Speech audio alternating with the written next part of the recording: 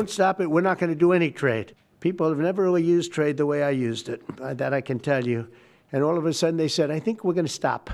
And they have. And they did it for a lot of reasons. But trade is a big one. We're going to do a lot of trade with Pakistan. We're going to do a lot of trade with India. We're negotiating with India right now. We're going to be soon negotiating with Pakistan. And we stopped the nuclear conflict. I think it could have been a bad nuclear war. Millions of people could have been killed. So I'm very proud of that. I also want to thank Vice President Vance and Secretary of State Rubio for their work and efforts. They worked very hard on that.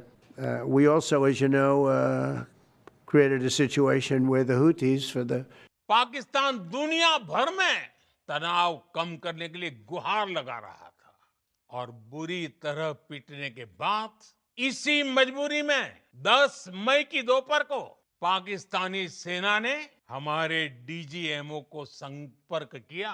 तब तक हम आतंकवाद के infrastructure को बड़े पैमाने पर तबाह कर चुके थे। आतंकियों को मौत के घाट उतार दिया गया था।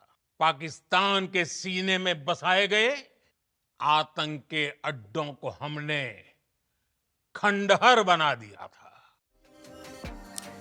നമസ്കാരം. പാകിസ്ഥാനുമായി വെടിനിർത്തൽ ധാരണ നിലവിൽ വന്നതിന് ശേഷം അമേരിക്കയാണ് അതിന് പിന്നിലെന്ന അവകാശവാദം പ്രസിഡന്റ് ഡൊണാൾഡ് ട്രംപ് ആവർത്തിക്കുകയാണ്. വലിയൊരു ആണവ യുദ്ധം ഒഴിവാക്കുന്നതിൽ തന്റെ ഇടപെടൽ നിർണായകമായിരുന്നു എന്നാണ് ഇന്നലെ ട്രംപ് പറഞ്ഞത്. നരേന്ദ്രമോദിയുടെ അഭിസംബോധനയ്ക്ക് തൊട്ടു മുൻപായിരുന്നു ഈ പ്രസ്താവന. ഈ വിഷയത്തിൽ അമേരിക്കൻ ഇടപെടൽ എടുത്തു പറഞ്ഞുള്ള ട്രംപിന്റെ ട്വീറ്റുകളിൽ ഇതിനോടകം തന്നെ കോൺഗ്രസ് അടക്കമുള്ള പ്രതിപക്ഷം ചോദ്യങ്ങൾ ഉന്നയിച്ചിട്ടുണ്ട്. പാകിസ്ഥാൻ കേണപേക്ഷിച്ചിട്ടാണ് വെടിനിർത്തൽ എന്ന് ഇന്നലെ രാജ്യത്തോട് പ്രധാനമന്ത്രി പറഞ്ഞിട്ടും കോൺഗ്രസ് ചോദ്യം ആവർത്തിക്കുകയാണ്. ട്രംപിന്റെ അവകാശവാദം നുണയാണ്. ന്യൂസ് ഈവനിംഗ് ആരംഭിക്കുന്നു. സ്വാഗതം.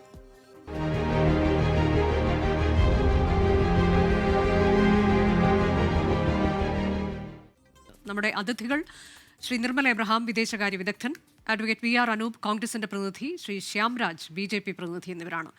അഡ്വക്കേറ്റ് വി ആർ അനൂപ്, ഇന്നലെയും ഇന്നുമായി പ്രധാനമന്ത്രി സംസാരിക്കുകയാണ്. അപ്പോൾ ഭീകരതയ്ക്കെതിരെ എന്താണ് രാജ്യം കൈക്കൊള്ളാൻ പോകുന്നത്?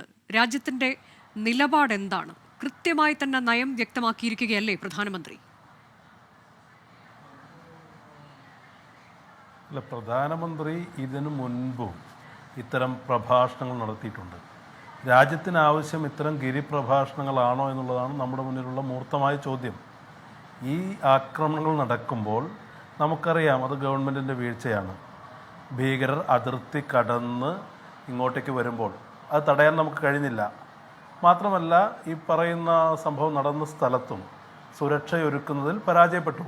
പക്ഷേ കോൺഗ്രസ് പോലൊരു പ്രതിപക്ഷ പാർട്ടി അത്തരം കാര്യങ്ങളെക്കുറിച്ച് സംസാരിക്കാതെ, അത് പർവ്വതീകരിക്കാതെ വളരെ കൃത്യമായൊരു നിലപാടാണ് എടുത്തത്. ഇപ്പോൾ പോലും കോൺഗ്രസിനെ വിമർശിക്കുന്ന ആളുകളുണ്ട്. എന്തുകൊണ്ട് നിങ്ങൾ മോദി ഗവൺമെൻറ്റിൻ്റെ ഈ പറയുന്ന നയപരമായ വൈകല്യങ്ങൾ, അവരുടെ കഴിവുകേടുകൾ ചൂണ്ടിക്കാണിക്കുന്നില്ലെന്ന് ചോദിക്കുന്ന ആളുകളുണ്ട്. പക്ഷേ രാഷ്ട്രം പ്രതിസന്ധിയിലായിരിക്കുന്ന ഒരു സന്ദർഭത്തിൽ രാജ്യത്തിനോടൊപ്പം നിൽക്കുക, രാജ്യത്തിൻ്റെ സൈന്യത്തിനോടൊപ്പം നിൽക്കുക എന്നുള്ള എല്ലാ കാലത്തും കോൺഗ്രസ് എടുത്ത നിലപാട് തന്നെയാണ് കോൺഗ്രസ് ഇവിടെ പിന്തുടരുന്നത്. പക്ഷേ ഇത് ഏതെങ്കിലും ഒരു വ്യക്തിക്കുള്ള പിന്തുണയായി ധരിക്കരുത്, ഇതൊരു ഗവൺമെൻറ്റിനുള്ള പിന്തുണയായി ധരിക്കരുത്. ഇത് രാജ്യത്തിനുള്ള പിന്തുണയാണ്, രാജ്യത്തിൻ്റെ സേനയ്ക്ക് കൊടുക്കുന്ന പിന്തുണയാണ്. പക്ഷേ ഗവൺമെൻറ്റിൻ്റെ കഴിവുകേടുകൾ ചോദ്യം ചെയ്യപ്പെടുക തന്നെ ചെയ്യും. ഇപ്പോൾ ചോദ്യങ്ങൾ അന്തരീക്ഷത്തിൽ ഉയർന്നു നിൽക്കുകയാണ്. ഇവിടെ നിങ്ങൾ തന്നെ നേരത്തെ സൂചിപ്പിച്ചല്ലോ, രാജ്യത്തിൻ്റെ ചരിത്രത്തിൽ ആദ്യമായി അതിൻ്റെ ആഭ്യന്തര പരമാധികാരം ഈ അമേരിക്ക എന്തുകൊണ്ടാണ് ഇങ്ങനെ തുടരെ ഇതിൻ്റെ ഉത്തരവാദിത്തം ഏറ്റെടുക്കുന്നത്? മുൻപ് എല്ലാ കാലത്തും കാശ്മീർ പ്രശ്നത്തിൽ നമ്മുടെ നിലപാടെന്താ? കാശ്മീർ പ്രശ്നത്തിൽ ഒരു മൂന്നാം കക്ഷിയെ ഇടപെടിക്കില്ല എന്നുള്ള നിലപാടാണ് നമ്മൾ എല്ലാ കാലത്തും എടുത്തത്. നമ്മളുമായി ഉറ്റ സൗഹൃദ ബന്ധമുള്ള രാജ്യങ്ങളുണ്ട്, നമ്മളുമായി വളരെ ദീർഘകാല അടുപ്പമുള്ള രാജ്യങ്ങളുണ്ട്.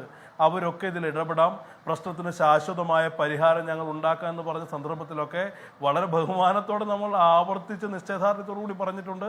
കാശ്മീർ എന്ന് പറയുന്നത് ഇന്ത്യയും പാകിസ്ഥാനും മാത്രമുള്ള ഒരു ഉഭയകക്ഷി ബന്ധത്തിൽ പരിഹരിക്കേണ്ട ഒരു വിഷയമാണ്. ഒരു മൂന്നാം കക്ഷിക്ക് അതിനകത്തൊരു റോളും ഇല്ല എന്ന് നമ്മൾ ആവർത്തിച്ച് പറഞ്ഞിരുന്നെങ്കിൽ, അമേരിക്കയുടെ പ്രസിഡന്റ് ആവർത്തിച്ച് പറഞ്ഞുകൊണ്ടിരിക്കുകയാണ് ഇവിടെ ഞങ്ങളാണിത് പരിഹരിച്ചത്. ഇന്ത്യയുടെ യുദ്ധവും സമാധാനവും തീരുമാനിക്കേണ്ടത് ആരാ? ഇന്ത്യയാണ്, ഇന്ത്യയുടെ ഗവൺമെൻറ്റാണ്. പക്ഷേ നമ്മളുടെ വിദേശകാര്യ നയത്തെ പോലും നമ്മളുടെ രാജ്യ പരമാധികാരത്തെ പോലും പരിഹാസ്യമാക്കിക്കൊണ്ട് അമേരിക്ക ആവർത്തിച്ചിങ്ങനെ പ്രഖ്യാപിക്കുമ്പോൾ രാജ്യത്തിൻ്റെ പ്രധാനമന്ത്രി എന്താണ് ഒന്നും പറയാതിരിക്കുന്നത്? ഇത്തരം പ്രഭാഷണങ്ങൾക്കപ്പുറത്ത്, ഇത്തരം മിനുക്കുപണികൾക്കപ്പുറത്ത്, ഇത്തരം മോഹിപ്പിക്കുന്ന വാഗ്ധോരണികൾക്കപ്പുറത്ത് എന്ത് പ്രധാനമന്ത്രിക്ക് ചെയ്യാൻ പറ്റിയെന്നുള്ളതാണ് ചോദ്യം. അല്ല, ഇപ്പോൾ ഇതിലൊരു സംശയമുള്ളത് അഡ്വക്കേറ്റ് പി ആർ അനൂപ്, ഇപ്പോൾ ഇന്നലെ പ്രധാനമന്ത്രി സംസാരിക്കുമ്പോൾ പറയുന്നുണ്ടായിരുന്നു പാകിസ്ഥാൻ കേണപേക്ഷിച്ചു, അതിനുശേഷമാണ് ഇതൊരു വെടിനിർത്തലിലേക്ക് എത്തിയത് എന്ന് പറയുകയാണ്. ഇത് ഇവിടെ മറ്റേതെങ്കിലും രാഷ്ട്രം അതിൽ ഇടനില നിന്നതായോ മറ്റേതെങ്കിലും രാഷ്ട്രത്തിന്റെ അഭിപ്രായം നമ്മൾ കൈക്കൊണ്ടതായോ ഒന്നുമില്ല. നമ്മൾ കൃത്യമായി ധീരമായൊരു നിലപാട് ഭീകരതയ്ക്കെതിരെ കൈക്കൊള്ളുന്നുണ്ട്. എങ്ങനെയാണ് നമ്മൾ തിരിച്ചടി നൽകിയത് എന്നതൊക്കെ ഇപ്പോൾ കണ്ടു കഴിഞ്ഞ കാര്യങ്ങളാണ്. സൈന്യത്തിൻ്റെയൊക്കെ വിശദമായ 2 ദിവസങ്ങളിൽ പോയ വാർത്താ സമ്മേളനം ഒക്കെ നമുക്ക് അതെല്ലാം ഓർമ്മയുണ്ട് താനും. അപ്പോൾ ഇവിടെ നമ്മൾ എന്തിനാണ് ഈ മറ്റൊരു രാജ്യം അതിൽ ഇടപെട്ടിട്ടുണ്ട് എന്നതിലേക്ക് ഇപ്പോൾ പ്രധാനമന്ത്രി പറയുന്നത് നിങ്ങൾ വിശ്വാസത്തിലെടുക്കുന്നില്ല എന്നതാണോ? ട്രംപ് ഇടപെട്ടിട്ടില്ല എന്ന് അദ്ദേഹം പേരെടുത്തൊന്നും പറഞ്ഞിട്ടില്ല. പക്ഷേ പാകിസ്ഥാന്റെ ഇതിലെ അവർ ഏത് സമീപനം ആണ് പിന്നീട് സ്വീകരിച്ചതെന്നും അത് വെടിനിർത്തലിലേക്ക് പിന്നീട് കലാശിക്കുകയായിരുന്നു എന്നും പ്രധാനമന്ത്രി പറഞ്ഞിട്ടുണ്ടല്ലോ ഇന്നലെ രാജ്യത്തോട്. ഞാൻ പറഞ്ഞത് വളരെ വ്യക്തമല്ലേ? പ്രധാനമന്ത്രിയെ പ്രാഥമികമായി നമ്മൾ അവിശ്വസിക്കുന്നില്ല എന്ന് തന്നെ വിചാരിക്കുക. ഒരു ചോദ്യത്തിന് വേണ്ടി അദ്ദേഹത്തെ വിശ്വാസത്തിൽ എടുക്കുന്നു എന്ന് തന്നെ വിചാരിക്കുക. പ്രധാനമന്ത്രിക്ക് അമേരിക്കയെ എതിർക്കാൻ എന്താണ് തടസ്സം? പ്രധാനമന്ത്രി പറയുകയാണ് അമേരിക്ക അതിൽ ഇടപെട്ടിട്ടില്ല, അമേരിക്കയ്ക്ക് ഒരു പങ്കുമില്ല, അത്തരം കാര്യങ്ങൾ ആരോപണങ്ങളാണ്, ദുരാരോപണങ്ങളാണ്, ഇന്ത്യയുടെ അഖണ്ഡതയ്ക്ക് നേരെയുള്ള വെല്ലുവിളിയാണ്, ഞങ്ങളുടെ കാര്യത്തിൽ ഇടപെടാൻ അമേരിക്കയെ ഞങ്ങൾ അനുവദിക്കില്ല എന്ന് പറഞ്ഞാൽ ഈ രാജ്യം മുഴുവൻ ഒരുമിച്ച് അദ്ദേഹത്തിന് കൂടെ നിൽക്കില്ലേ? പക്ഷെ അദ്ദേഹം ഈ പറയുന്ന 56 ഇഞ്ചിന്റെ നെഞ്ചളവുള്ള പ്രധാനമന്ത്രി എന്തുകൊണ്ടാണ് അമേരിക്കൻ പ്രസിഡന്റിന് മറുപടി കൊടുക്കാത്തത്? അദ്ദേഹത്തിന് മുന്നിൽ മാതൃകകളുണ്ടല്ലോ, ഇന്ദിരാഗാന്ധിയുടെ മാതൃകയുണ്ടല്ലോ. ഈ പറയുന്ന ഇന്ത്യയുടെ ആഭ്യന്തര കാര്യത്തിൽ ഇടപെടാൻ വന്ന ഇന്നത്തെ അമേരിക്കയല്ലല്ലോ, അന്നത്തെ അമേരിക്കയുടെ ഭരണാധികാരികൾക്ക് ഇന്ദിരാഗാന്ധി കൊടുത്തൊരു മറുപടിയുടെ മാതൃകയുണ്ട്. ഈ നരേന്ദ്രമോദി അദ്ദേഹം ലോക ഗുരുവാണെന്ന് അവകാശപ്പെടുന്ന നരേന്ദ്രമോദിക്ക് എന്തുകൊണ്ടാണ് ഇതിൽ മറുപടി പറയാൻ കഴിയാത്തതെന്നാണ്. ഇപ്പോൾ പോലും ഞങ്ങൾ സൈന്യം നടത്തിയ ഈ പറയുന്ന ഒരു കാര്യം കൂടി ഞാൻ അവസാനിപ്പിക്കാം. സൈന്യം നടത്തിയ മികച്ച പ്രകടനങ്ങളുടെ ക്രെഡിറ്റ് ഒന്നും ആർക്കും കൊടുക്കണ്ട. സൈന്യത്തെ നമ്മളൊക്കെ പിന്തുണയ്ക്കുകയാണ്. കാലാകാലങ്ങളായി സൈന്യം എന്ന് പറയുന്നത്, ഇന്ത്യയിലെ സൈന്യം എന്ന് പറയുന്നത് അത് പാകിസ്ഥാനിലെ സൈന്യത്തെ പോലെ രാഷ്ട്രീയത്തിൽ ഇടപെടുന്ന ഒന്നല്ല. BJP ഭരിച്ചാലും കോൺഗ്രസ് ഭരിച്ചാലും സൈന്യത്തിൻ്റെതായ വ്യക്തിത്വമുണ്ട്. സൈന്യമാണ്. ഞങ്ങൾ പറയുന്ന നിലപാടെന്താ? അതിർത്തിയിൽ ഈ രാജ്യത്തെ സംരക്ഷിക്കുന്നത് സൈന്യമാണ്, നമ്മളെ ശത്രുക്കളിൽ നിന്ന് സംരക്ഷിക്കുന്നതെന്ന് പറഞ്ഞ നിലപാടെടുത്ത പ്രസ്ഥാനമാണ്. പക്ഷെ ഇവിടെ RSSന്റെ ചില ആളുകളുണ്ടല്ലോ, RSSന്റെ സർസംഘചാലക് ഏതാനും വർഷങ്ങൾക്ക് മുമ്പ് പറഞ്ഞത് എന്താ? ഇന്ത്യൻ സൈന്യത്തിന് 6 മാസം എടുക്കേണ്ട ഒരുക്കങ്ങൾ 3 ദിവസം കൊണ്ട് പൂർത്തീകരിക്കാൻ ഞങ്ങൾക്ക് കഴിയുമെന്ന് പറഞ്ഞ് നമ്മുടെ സൈനിക ശേഷിയെ വില കുറച്ച് കണ്ട ആളുകളാ. ഇവിടെ ഞങ്ങൾ ഒരു ഘട്ടത്തിലും, അത് ഞങ്ങൾ ഭരിക്കുന്ന ഘട്ടത്തിലാകട്ടെ, BJP ഭരിക്കുന്ന ഘട്ടത്തിലാകട്ടെ, മറ്റ് രാഷ്ട്രീയ പാർട്ടികൾ ഭരിക്കുന്ന ഘട്ടത്തിലാകട്ടെ, ഇന്ത്യൻ സൈന്യത്തിന്റെ പ്രഹരശേഷിയെ, ഇന്ത്യൻ സൈന്യത്തിന്റെ ദേശാഭിമാന ബോധത്തെ, ഇന്ത്യൻ സൈന്യത്തിന്റെ ത്യാഗസന്നദ്ധതയെ 1 ഇഞ്ച് പോലും വില കുറച്ച് കാണിച്ചിട്ടില്ല. അങ്ങനെ കാണിച്ച കൂട്ടുകാരുണ്ടെങ്കിൽ അത് ഇന്ത്യയുടെ ചരിത്രത്തിൽ രാഷ്ട്രീയ സ്വയം സേവക സംഘമാണ്. ഇന്ന് നരേന്ദ്രമോദി അടക്കം അംഗമായിട്ടുള്ള RSS ആണെന്ന് പറഞ്ഞിട്ടുള്ളത്. അപ്പൊ ഇവിടെ സൈന്യത്തിന്റെ ദേശാഭിമാനത്തെ കുറിച്ച് ചർച്ചയില്ല. ഞങ്ങൾ അതിന് സർവാത്മന പിന്തുണയ്ക്കുന്ന ആളുകളാ. ശരി, ഞാൻ ഒരു ഇടവേള എടുക്കുന്നു. അതിനുശേഷം മറ്റു 2 അതിഥികളിലേക്ക് എത്തും. ഞാൻ ശ്യാംരാജിലേക്ക് വരാം. അതിനു മുൻപായി ശ്രീ നിർമ്മല എബ്രഹാം, നമ്മളിപ്പോൾ ഈ വിഷയത്തിൽ കഴിഞ്ഞ കുറച്ച് ദിവസങ്ങളായി കോൺഗ്രസ് ചോദ്യം ചോദിച്ചുകൊണ്ടേയിരിക്കുകയാണ്. അതിന് കാരണങ്ങളുണ്ട്. കാരണം ഈ വെടിനിർത്തൽ ഉണ്ടാകുന്നു എന്ന് നമ്മൾ ആദ്യം തന്നെ അറിയുന്നത് ഡൊണാൾഡ് ട്രംപിൻ്റെ ഒരു ട്വീറ്റിലൂടെയാണ്. അതിനുശേഷം തുടർച്ചയായി പിന്നീട് അടുത്ത ദിവസവും അദ്ദേഹം ട്വീറ്റ് പുറപ്പെടുവിക്കുകയാണ്. അതിലൊക്കെ അമേരിക്കയുടെ ഒരു ഇടപെടൽ ഉണ്ടായിട്ടുണ്ട് എന്ന് എടുത്തു പറഞ്ഞുകൊണ്ടാണ് അദ്ദേഹം 2 ട്വീറ്റിലും കാര്യങ്ങൾ പറയുന്നത്. ഇന്നലെ മോദി അഭിസംബോധന ചെയ്യുന്നതിന് തൊട്ട് മുൻപ് അദ്ദേഹം നടത്തിയ പ്രസ്താവന, അതാണ് നമ്മൾ ഈ ചർച്ചയുടെ തുടക്കത്തിൽ കേട്ടത്. ഇത് കൂടാതെ തന്നെ മാർക്കോ റൂബിയോയുടെ ട്വീറ്റിലും ഇത്തരം കാര്യങ്ങൾ തന്നെ പറയുകയാണ്. കൂടാതെ US സ്റ്റേറ്റ് ഡിപ്പാർട്ട്മെൻറ്റ് അവിടെയുമുണ്ട്, നരേന്ദ്രമോദിയെയും ഷെരീഫിനെയും ഒക്കെ അഭിനന്ദിക്കുന്നു, പൂർണ്ണ വെടിനിർത്തൽ നിലനിർത്തണമെന്ന് പറയുന്നു. കൂടാതെ നേരിട്ടുള്ള ആശയവിനിമയത്തിൽ ഏർപ്പെടാൻ പ്രസിഡന്റ് ട്രംപ് ഇരു രാജ്യങ്ങളോടും അഭ്യർത്ഥിക്കുന്നത് തുടരും എന്നൊക്കെ പറയുകയാണ്. അപ്പോൾ അങ്ങനെ ഒരു അമേരിക്ക അവരുടെ ഒരു പ്രസൻസ്, അവരുടെ ഒരു ഇടപെടൽ ഈ വിഷയത്തിൽ ഉണ്ടായിട്ടുണ്ട് എന്ന് ആവർത്തിച്ചുറപ്പിക്കുമ്പോൾ നമ്മൾ അതിലൊരു സംശയം പ്രകടിപ്പിക്കേണ്ട കാര്യമാണോ? അത് ഒരു 3ാം കക്ഷിയുടെ ഇടപെടൽ ഈ വിഷയത്തിൽ ഉണ്ടായിട്ടുണ്ടോ? ഇതുവരെ നമ്മളുടെ കീഴ്വഴക്കം പോലെ അല്ലാതെ അങ്ങനെ ഒരു സംശയം അവിടെ ഉയർന്നു വരുന്നുണ്ടോ ശ്രീ നിർമ്മല എബ്രഹാം? അല്ല, മൂന്നാം കക്ഷിയുടെ ഇടപെടൽ ഉണ്ട് എന്നുള്ളതൊരു വാസ്തവമായിട്ട് തന്നെ നിൽക്കും. പക്ഷെ എന്ന് പറഞ്ഞത് കൊണ്ട് അത് കാരണം മാത്രമല്ല ഇതൊരു സീസ് ഫയറിലോട്ട് എത്തിയെന്നുള്ള ഒരു വാസ്തവം കൊണ്ടുണ്ട്. കാരണം അമേരിക്കയെ സംബന്ധിച്ചിടത്തോളം ഡൊണാൾഡ് ട്രംപിന്റെ ചരിത്രം നോക്കിക്കഴിഞ്ഞാൽ അറിയാം, അദ്ദേഹത്തിന്റെ ആദ്യത്തെ ടേമിൽ 2016-20 ഒരു യുദ്ധം പോലും നടത്തിയില്ല എന്നുള്ളതാണ് അദ്ദേഹത്തിന്റെ ഏറ്റവും വലിയൊരു USP ആയിട്ട് ഈ ഒരു ഇലക്ഷനിലും അദ്ദേഹം ബാധിച്ചുകൊണ്ടിരുന്ന കാര്യം.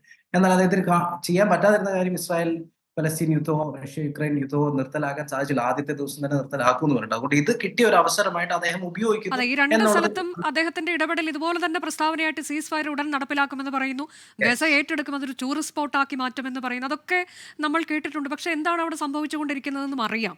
അപ്പൊ അതുപോലൊരു വിടുവായത്തം എന്ന തരത്തിലേക്ക് നമ്മൾ ഇതിനെ കണ്ടാൽ മതിയോ? കാരണം ഇത് ഇന്ത്യയുടെ ധീരമായ നിലപാട്, ഇന്ത്യ വെടിനിർത്തലിലേക്ക് പോയി എന്ന്, അതായത് അവിടുത്തെ DGMO കേണപേക്ഷിച്ചു പ്രധാനമന്ത്രി പറഞ്ഞതുപോലെ. അപ്പോൾ നമ്മൾ തൽക്കാലത്തേക്ക് അതൊരിക്കലും നിർത്തിവച്ചിട്ടില്ല എന്ന് പ്രധാനമന്ത്രി ഇന്നുകൂടി പറയുന്നുമുണ്ട്.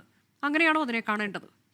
ഞാനത് 3 രീതിയിലാണ്. ഒന്ന്, ട്രംപിന്റെ വിടുവായത്വം എന്ന് പറയുന്നത് ഡിപ്ലോമാറ്റിക് ആയിട്ടൊരു വിജയം. ട്രംപ് അവിടെ ആദ്യമായിട്ട് തന്നെ പ്രോട്ടോകോൾ തെറ്റിച്ച് അദ്ദേഹം മുന്നിൽ ഇട്ടു എന്നുള്ളതാണ് ഞാൻ ഉദ്ദേശിച്ചത്. പക്ഷെ ഇതിൻ്റെ അകത്ത് 2 ഫാക്ടേഴ്സ് കൂടെ ഉണ്ട്. ഒന്ന്, തീർച്ചയായിട്ടും ഇന്ത്യ ചെറുത്ത അറ്റാക്സുകൾ നമ്മുടെ ഡിഫൻസും വളരെ സ്ട്രോങ് ആയിരുന്നു. 2, പാകിസ്ഥാനിലെ ഇന്റേണൽ ഇഷ്യൂസ്. നമുക്കറിയാം, നമ്മൾ ഈ ഒരു യുദ്ധം ഒരു മാസത്തിനപ്പുറം ഇതേ ഇന്റൻസിറ്റിയിൽ പാകിസ്ഥാനെ കൊണ്ടുപോകാൻ കഴിയില്ലായിരുന്നു എന്നുള്ളൊരു വാസ്തവമാണ്. കാരണം അവർക്ക് ഇന്റേണലി തന്നെ ബലോചിസ്ഥാനിലെ ഇഷ്യൂ ഉണ്ട്. കഴിഞ്ഞ 4 വർഷം കൊണ്ട് 5 ഇരട്ടിയാണ് അവിടെ കൊലപാതകങ്ങൾ കൂടിയിരിക്കുന്നത്, അവിടെ പ്രശ്നങ്ങൾ കൂടിയിരിക്കുന്നത്. തെഹ്രീക്ക് താലിബാന്റെ ഇഷ്യൂസ് ഉണ്ട്. പോലീസ് സ്റ്റേഷൻസും മിലിറ്ററി അവർ തകർത്തുകൊണ്ടിരിക്കുന്നു. അതേപോലെ തന്നെ സിന്ധ് മേഖലയിൽ സിന്ധു ദേശത്തിന് വേണ്ടി JSMM എന്ന് പറഞ്ഞ സംഘടന അറ്റാക്ക് നടത്തിക്കൊണ്ടിരിക്കുന്നു. ഇമ്രാൻഖാന്റെ പാർട്ടി, ഇവരുടെ ഒപ്പോസിഷൻ പാർട്ടിയായ PTI അവിടെ സമരങ്ങൾ ഈ അവസരം നോക്കി ക്രിയേറ്റ് ചെയ്തു. സ്വന്തം കോയലിഷന്റെ ഭാഗമായിട്ടുള്ള PPP party, Pakistan people party, അവിടെ ഷെഹബാസ് ഷെറീഫിനെ ക്രിട്ടിസൈസ് ചെയ്ത് തുടങ്ങിയിരിക്കുന്നു. അതിനോടൊപ്പം തന്നെ നിലവിൽ കിടക്കുന്ന ഇഷ്യൂസ് ആയിട്ടുള്ള വിലക്കയറ്റവും വെള്ളത്തിന്റെ ഇഷ്യൂവും കടത്തിന്റെ ഇഷ്യൂവും കറണ്ടിന്റെ ഇഷ്യൂവും എല്ലാം കൂടെ കിടക്കുന്ന സമയത്ത് തീർച്ചയായിട്ടും പാകിസ്ഥാൻ ഇന്റേണലി പ്രഷർ ഉണ്ടായിരുന്നു എന്നുള്ളതിൽ ഒരു സംശയമില്ല. അപ്പൊ ഒറ്റ ഫാക്ടർ നമുക്ക് പറയാൻ പറ്റത്തില്ല. പിന്നെ മൂന്നാമത് പാകിസ്ഥാൻ തിരിച്ചടിച്ചപ്പോൾ ഇന്ത്യയുടെ ഡിഫൻസ് നമ്മൾ കണ്ടു. ഇനീഷ്യലി ശരിയാണ്, സർപ്രൈസ് അറ്റാക്ക് ഉണ്ടായി, നമുക്ക് സിവിലിയൻസിനെ നഷ്ടപ്പെട്ടെങ്കിലും പിന്നീട് സിവിലിയൻസിനെ പ്രൊട്ടക്ട് ചെയ്യാനും രാജ്യത്തെ പ്രൊട്ടക്ട് ചെയ്യാനും നമ്മുടെ എയർ ഡിഫൻസ് സിസ്റ്റം എത്രമാത്രം സ്ട്രോങ് ആയിരുന്നുള്ളത് തെളിയിച്ച് കാണിക്കാനും ഇന്ത്യക്ക് സാധിച്ചു. അതുകൊണ്ട് കാര്യമായ ഡാമേജ് പാകിസ്ഥാൻ ഉദ്ദേശിക്കുന്ന രീതിയിൽ വരുത്താനും സാധിക്കുന്നില്ല. പാകിസ്ഥാൻ എയർ സ്പേസിൽ ഉൾപ്പെടെ നമുക്ക് വെച്ച കെണികൾ നമ്മൾ ഒട്ടും കുത്തുന്നുമില്ല. അങ്ങനെയൊക്കെ കണ്ടപ്പോൾ പാകിസ്ഥാനെ സംബന്ധിച്ചിടത്തോളം മുന്നോട്ട് പോയി കഴിഞ്ഞു കഴിഞ്ഞാൽ അവർക്ക് ഡിഫൻസിലോട്ട് കൂടുതൽ എക്സ്പെൻസ് വരുന്നു. ഇന്റേണൽ ആയിട്ടുള്ള ഇഷ്യൂസിൽ ഫോക്കസ് ചെയ്യാതെ പറ്റുമ്പോഴത്തേക്കും ഷെഹബാസ് ഷെറീഫിന്റെ ഗവൺമെന്റിനെ തന്നെ അത് ബാധിക്കും എന്നുള്ളൊരു ഫാക്ടർ അതിനകത്തുണ്ട്. അതുകൊണ്ട് നമുക്ക് മൂന്ന് പേർക്ക് ക്രെഡിറ്റ് കൊടുക്കേണ്ടത് തന്നെ ആവശ്യം. ഡൊണാൾഡ് ട്രംപിന്റെ അത് ഇടപെട്ടു, നല്ല കാര്യം, അദ്ദേഹത്തിന് ആ ക്രെഡിറ്റ് കൊടുക്കാം. ഇന്ത്യയുടെ സ്ട്രെങ്ത് കാണിച്ച ഒരു ഫാക്ടറാണ്. പാകിസ്ഥാന്റെ ഇന്റേണൽ വീക്ക്നെസ് കൂടെ ഇതിനകത്തൊരു ഫാക്ടറാണ്. ഇത് സിംഗിൾ ആയിട്ട് ഇന്ന വ്യക്തി കാരണമാണ് എന്ന് പറയാൻ ഞാൻ ആഗ്രഹിക്കുന്നില്ല. ഈ 3 ഫാക്ടേഴ്സ് കൂടെ ഒരുമിച്ച് വന്നപ്പോഴാണ് ശരിക്കും ഒരു സീസ് ഫയറിലോട്ട് പോയത്. അതെ, അപ്പോൾ ആ 3 ഫാക്ടർ എന്ന് പറയുമ്പോൾ അത് നമ്മളുടെ ചരിത്രത്തിൽ നമ്മൾ ഇതുവരെ ചെയ്യാത്ത ഒരു കാര്യത്തിലേക്ക് പോയോ, നമ്മളുടെ പ്രഖ്യാപിത നിലപാടിൽ നിന്ന് മാറിയോ എന്ന ചോദ്യമാണ് അവിടെ പ്രതിപക്ഷം ഉയർത്തിക്കൊണ്ടിരിക്കുന്നത്. പ്രത്യേകിച്ച് ഇന്ത്യ പാക് എന്നുള്ള വിഷയം അത് വളരെ സെൻസിറ്റീവാണ്. ഇന്ത്യയെ സംബന്ധിച്ച് അതിലൊരു 3-ാം കക്ഷി ഇടപെടൽ പാടില്ല എന്നുള്ളതാണ് നയം. പാകിസ്ഥാൻ ആകട്ടെ അത് ആഗ്രഹിക്കുകയും ചെയ്യുന്നുണ്ട്. ഞാൻ താങ്കളിലേക്ക് എത്താം. ശ്യാംരാജ്, ഇവിടെ പ്രതിപക്ഷം ചോദിക്കുന്നത് വളരെ സിമ്പിളായ ഒരൊറ്റ ചോദ്യമാണ്. ഇതിൽ ട്രംപ് ഇടപെട്ടിട്ടില്ല, അമേരിക്ക ഇടപെട്ടിട്ടില്ല എന്നുണ്ടെങ്കിൽ അത് ആ തരത്തിലേക്ക് തന്നെ വ്യക്തമാക്കിയാൽ ഈ പ്രശ്നം തീരുമല്ലോ. ശ്യാംരാജ്, നോക്കൂ, ഇത് ഈ വിഷയത്തിൽ മറ്റേതെങ്കിലും തരത്തിലുള്ള ഇടപെടലുകൾ ഇല്ല എന്ന് എത്രയോ തവണ വ്യക്തമാക്കിയിട്ടുള്ളതാണ്. ഇപ്പോൾ ഒന്നാമത് തന്നെ ഈ അമേരിക്കയുടെ സ്റ്റേറ്റ് സെക്രട്ടറി ആയിട്ടുള്ള മാർക്കോ റൂബിയോ അദ്ദേഹം ഈ കാശ്മീരിലും അതോടൊപ്പം തന്നെ പാക് ഓക്യുപ്പൈഡ് കാശ്മീരിലും തീവ്രവാദ കേന്ദ്രങ്ങൾ നമ്മൾ തകർത്ത് കളയുന്നതിന് മുമ്പും ശേഷവും വിദേശകാര്യമന്ത്രി എസ് ജയശങ്കറുമായിട്ട് സംസാരിച്ചിട്ടുണ്ട്. ആ സംസാരിച്ചപ്പോൾ അദ്ദേഹം പറഞ്ഞ എന്താണ്, ഈ വിഷയത്തിൽ എക്സ്റ്റേണൽ ആയിട്ട് ഒരു ഇടത്ത് നിന്നോ എക്സ്റ്റേണൽ ആയിട്ടുള്ള ആളുകളെ കൂട്ടിയിട്ടോ ഒരു ചർച്ചയില്ല എന്ന് അസന്ദിഗ്ധമായിട്ട് പ്രഖ്യാപിച്ചതാണ്. ഇനി ഇന്നലത്തെ ബഹുമാനപ്പെട്ട നമ്മുടെ പ്രധാനമന്ത്രിയുടെ നമ്മുടെ രാജ്യത്തോടുള്ള അദ്ദേഹത്തിൻ്റെ പ്രസംഗം ഒന്ന് എടുത്തു നോക്കൂ. അദ്ദേഹം ആദ്യം രാജ്യത്തെ ജനങ്ങളോട് പറഞ്ഞതിന് ശേഷം ഇനി ഞാൻ ലോകത്തോട് പറയുന്നു, ലോകം കേൾക്കൂ എന്ന് പറഞ്ഞിട്ട് കൃത്യമായി പറയുന്നുണ്ട്, പാകിസ്ഥാനെ ഞങ്ങളൊരു പാഠം പഠിപ്പിച്ചിരിക്കുന്നു.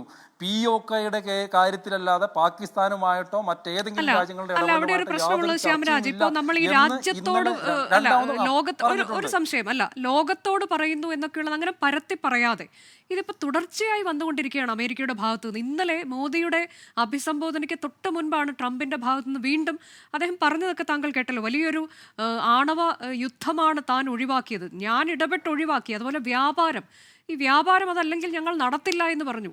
അവിടെ നിന്നൊരു ഭീഷണി വന്നു എന്നുള്ളൊരു തരത്തിലൊക്കെയാണ് അദ്ദേഹം പറഞ്ഞുകൊണ്ടിരിക്കുന്നത്. അങ്ങനെ ആ ഭീഷണിക്ക് ഈ രണ്ട് രാജ്യങ്ങളും വഴങ്ങി നിങ്ങളിത് അവസാനിപ്പിക്കുമെന്ന് ഞാൻ പറഞ്ഞു, അങ്ങനെ ഐ കമോൺ എന്നൊക്കെ പറഞ്ഞുകൊണ്ടാണ്. അപ്പോൾ അദ്ദേഹത്തിൻ്റെ ഒരു ഇടപെടലൂടെ ഉണ്ടായിട്ടുണ്ട് എന്ന് എടുത്തു പറയുമ്പോൾ എന്തുകൊണ്ടാണ് അത് അങ്ങനെയല്ല എന്ന് പേരെടുത്ത് പറഞ്ഞുകൊണ്ട് തന്നെ ഇവിടെ നിന്ന് ഒരു മറുപടി പ്രതീക്ഷിക്കുന്നുണ്ട് ശ്യാംരാജ്. അതുകൊണ്ടാണ് പ്രതിപക്ഷം ആ ചോദ്യം ഉന്നയിക്കുന്നത്. ഇപ്പൊ ഞാനും നമ്മൾ രണ്ടുപേരും അല്ല ഇപ്പോൾ രണ്ട് സഖ്യ രാജ്യങ്ങൾ തമ്മിൽ, അല്ലെ ലോകത്തിലെ പ്രധാനപ്പെട്ട രണ്ട് പവറുകൾ തമ്മിൽ സംസാരിക്കുന്ന സമയത്ത് നമ്മൾ രണ്ടും പേരെടുത്ത് പറഞ്ഞ പോലെ ഒരു പേരെടുത്ത് ലോക നേതാക്കന്മാർ ചർച്ച ചെയ്തിട്ടുള്ള എത്ര സന്ദർഭങ്ങളുണ്ട്. ഏതെങ്കിലും രണ്ട് രാജ്യങ്ങൾ ശത്രുതയിലാകുന്ന സമയത്ത്, യുദ്ധത്തിലാകുന്ന സമയത്തൊക്കെ പറഞ്ഞിട്ടുണ്ടാവും. അതിനപ്പുറത്തേക്ക് നമ്മൾ രണ്ടുപേരുന്ന അല്ലെങ്കിൽ കോൺഗ്രസിന്റെ പ്രതിനിധി ഇരുന്ന് നമ്മൾ പേര് വിളിച്ച് ചർച്ച ചെയ്യുന്ന പോലെ എത്ര ഇടങ്ങളിൽ ചർച്ച ചെയ്തിട്ടുണ്ട്. ഇത് സുവ്യക്തമായിട്ട് പ്രധാനമന്ത്രി പറഞ്ഞു കഴിഞ്ഞില്ലേ മറ്റൊരാൾക്കും ഇതിനകത്ത് ഇടപെടലുകൾ പ്രധാനമന്ത്രി, വിദേശകാര്യമന്ത്രി, വിദേശകാര്യ മന്ത്രാലയവും ഇന്നലെയും ഇന്നും പറഞ്ഞല്ലോ. അങ്ങനെയല്ല, ഒരു കൃത്യമായി ക്രിസ്റ്റൽ ക്ലിയർ ആയി തന്നെ ഡൊണാൾഡ് ട്രംപോ അമേരിക്കയോ ഇടപെട്ടിട്ടില്ല എന്ന് എന്തുകൊണ്ട് ഒരു പ്രസ്താവന വരുന്നില്ല? ഈ തുടർച്ചയായി വന്നിരിക്കുന്ന ട്രംപിന്റെ പ്രസ്താവന, ട്വീറ്റ്, മാർക്കോ റൂബിയോയുടെ ട്വീറ്റ്, ഇതെല്ലാം കഴിഞ്ഞ് ഇതിനൊക്കെ ഒരു ക്ലാരിഫിക്കേഷൻ എന്ന നിലയിൽ ഇതാണ് ഇതിൽ സർക്കാരിന് പറയാനുള്ളത് എന്ന തരത്തിലേക്ക് ട്രംപിന്റെ പേരോ അമേരിക്കയുടെ പേരോ എടുത്തു പറഞ്ഞുകൊണ്ട് ഒരു നിഷേധം പോലും വരുന്നില്ല. അല്ല, നിങ്ങൾ ശ്രദ്ധിക്കൂ പറഞ്ഞു. രണ്ട്, ഇത് പാകിസ്ഥാൻ പ്രധാനമന്ത്രി അവിടുത്തെ രാജ്യത്തെ അഭിസംബോധന ചെയ്തുള്ള അദ്ദേഹത്തിന്റെ സ്പീച്ച് വന്നു. അതിൽ അദ്ദേഹം കൃത്യമായിട്ട് അമേരിക്കയ്ക്ക് നന്ദി പറഞ്ഞുകൊണ്ടാണ് തുടങ്ങുന്നത് തന്നെ. പക്ഷെ നമ്മൾ എന്താണ് പറഞ്ഞിട്ടുള്ളത്? മറ്റൊരു വിദേശ രാജ്യത്തിന്റെ ഇടപെടലില്ല. ഇന്ന് ആദംപൂരിൽ അദ്ദേഹം സൈനികരോടുള്ള അദ്ദേഹത്തിന്റെ പ്രസംഗത്തിൽ അദ്ദേഹം എന്താണ് പറഞ്ഞത്? ഈ സമയത്തൊന്നും, അതായത് ഈ ഒരു വിഷയം കഴിഞ്ഞിട്ട് 2 തവണ കഴിഞ്ഞിട്ടുള്ള സീസ് ഫയർ പ്രഖ്യാപനത്തിന് ശേഷം 2 തവണ രാജ്യത്തെ അഭിസംബോധന ചെയ്യുന്ന സമയത്തും പ്രധാനമന്ത്രി സുവ്യക്തമായിട്ട് പറഞ്ഞു കഴിഞ്ഞ് എക്സ്റ്റേണൽ ആയിട്ടുള്ള യാതൊരുവിധ ഇടപെടലും ഇല്ല എന്ന്. ഇനി കോൺഗ്രസ് പാർട്ടി പറയുന്ന രീതിയിൽ തന്നെ പറയണം എന്നൊക്കെ പറഞ്ഞിട്ട് ഇത്തിരി ബുദ്ധിമുട്ടാണ്. ഈ ചരിത്രം പറയുമ്പോൾ എല്ലാ കാര്യവും പറയേണ്ടി വരും. ഇന്ദിരാഗാന്ധി പറഞ്ഞു എന്നൊക്കെ പറയുമ്പോൾ ആ കാലഘട്ടം ഏതായിരുന്നു? ഒരു കോൾഡ് വാർ നിലനിൽക്കുന്ന ഒരു കാലഘട്ടത്തിൽ USSR ഇന്ത്യയോടൊപ്പം നിൽക്കുന്ന കാലഘട്ടത്തിൽ അമേരിക്കയോട് പോകാൻ വേണ്ടി പറയാം. പക്ഷേ ഇന്ന് അമേരിക്കൻ പ്രസിഡന്റുമാരും പ്രധാനമന്ത്രി മോദിയും തമ്മിലുള്ള ബന്ധം എങ്ങനെയാണ്? ഇതിന് ട്രംപിന് തൊട്ട് മുമ്പ് അത് ഏത് പാർട്ടി വന്നു കഴിഞ്ഞാലും ട്രംപ് ആണെങ്കിൽ അതിന് മുമ്പുള്ള പ്രസിഡന്റ് ആയിരുന്നെങ്കിൽ കൂടി പ്രധാനമന്ത്രിയുടെ ബന്ധം എങ്ങനെയായിരുന്നു? ലോകരാജ്യങ്ങൾ മുഴുവനായിട്ട് ബന്ധം കൃത്യമായിട്ട് തന്നെ ഉണ്ട്. നമ്മുടെ ഒരു പ്രഖ്യാപിത നിലപാടുണ്ടല്ലോ ഈ വിഷയത്തിൽ. ഇന്ത്യയും പാകിസ്ഥാനും എന്നുള്ളതിനപ്പുറത്തേക്ക് മറ്റൊരു കക്ഷിക്കും ഇടപെടാൻ പാടില്ല. ഇതാണല്ലോ ഇന്ത്യയുടെ നിലപാട്. അതിൽ നിന്ന് നമ്മൾ പിന്നാക്കം പോയോ? അങ്ങനെ പിന്നാക്കം പോയിട്ടുണ്ടെങ്കിൽ ഇപ്പോൾ താങ്കൾ പറയുന്നത് പോലെ നിലവിലെ സാഹചര്യം ഇതൊക്കെയാണ്. നമ്മൾ അമേരിക്കയുമായി നല്ല ബന്ധമാണ്, അതുകൊണ്ട് നമുക്ക് അമേരിക്ക പറയുന്നത് പോലെ ചെയ്യേണ്ടി വന്നു, അമേരിക്കൻ ഇടപെടൽ ഉണ്ടായിട്ടുണ്ട്, അങ്ങനെയെങ്കിൽ അത് പറയണം. അല്ല, എന്തിനാണ് അങ്ങനെ പറയുന്നത്? നിങ്ങൾ എന്തിനാണ് അങ്ങനെ ഒരു അമേരിക്കൻ ഇടപെടൽ മാത്രമാണ്? ലോകരാജ്യങ്ങൾ, എത്രയോ ലോകരാജ്യങ്ങൾ ഇന്ത്യയോട് വെടിനിർത്തൽ വേണമെന്ന് പറഞ്ഞു, പാകിസ്ഥാനോട് വേണമെന്ന് പറഞ്ഞു. എത്രയോ ലോകരാജ്യങ്ങളുടെ നേതാക്കന്മാർ ഇന്ത്യയിലേക്ക് വന്നു. ഇനി റഷ്യ ഉക്രൈൻ യുദ്ധത്തിന്റെ സമയത്ത് ഇന്ത്യ ഇടപെട്ടിട്ടുണ്ടായില്ല. അപ്പോൾ ഈ ഒരു മാറിയ ലോക സാഹചര്യങ്ങളിൽ 2 രാജ്യങ്ങൾ തമ്മിൽ സംഘർഷം ഉണ്ടാകുമ്പോൾ വിവിധ ലോകരാജ്യങ്ങൾ ഇടപെടുന്നതൊക്കെ സ്വാഭാവികമാണ്. ഇന്ത്യ ഇടപെട്ടിട്ടില്ലേ? എത്രയോ രാജ്യങ്ങൾ ഇടപെടുന്നു. അപ്പോൾ ഇതൊക്കെ ഒരു സ്വാഭാവികമാണ്. അത്തരത്തിലുള്ള സംസാരത്തിനപ്പുറത്തേക്ക് പാകിസ്ഥാൻ കാശ്മീർ വിഷയത്തിലോ POK വിഷയത്തിലോ പുറത്തു നിന്ന് ഒരാളെ ഇടപെടിക്കുന്നില്ല, അല്ലെങ്കിൽ ഇടപെട്ടിട്ടില്ല എന്നുള്ളത് വ്യക്തമായിട്ട് പറഞ്ഞാണ്. ഒന്നല്ല, ഇന്നലെയും ഇന്നുമായിട്ട് പ്രധാനമന്ത്രി 2 തവണ വ്യക്തമാക്കിയ കാര്യമാണ്. അതാണ് ഞാൻ പറഞ്ഞത്. ഇനി